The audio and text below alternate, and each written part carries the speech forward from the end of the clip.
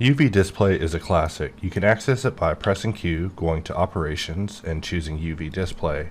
It also has a hotkey of QOU, which also works in edit mode. The thing about UV display is that if you're in edit mode and you have a face selection and you use operations and UV display, it will display your selection. However, once you go back to object mode, it will no longer display the entirety of your UVs unless you go back and you control click it, or actually shift click it, and then you'll be able to see all the UVs, which is kind of an unintuitive way to have a relationship with UV display between object and edit mode. So this was something that we sought to improve over this latest update, and also thanks to a suggestion by ZenUV, it's now better than ever.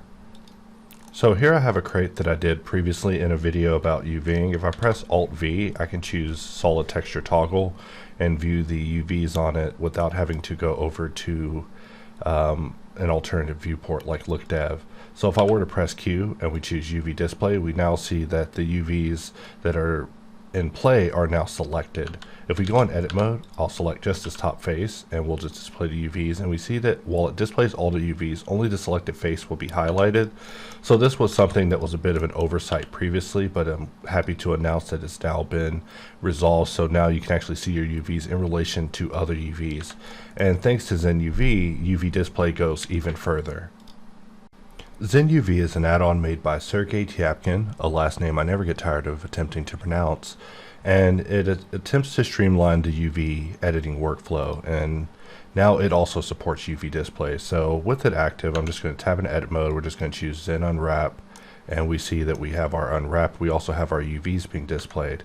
I can select another piece, tab in edit mode, we can Zen Unwrap it, it's good to go, jump into edit mode, Zen Unwrap this one as well, and you see that it makes it as easy as possible, and with the power of UV display, it just helps ground the experience a lot more.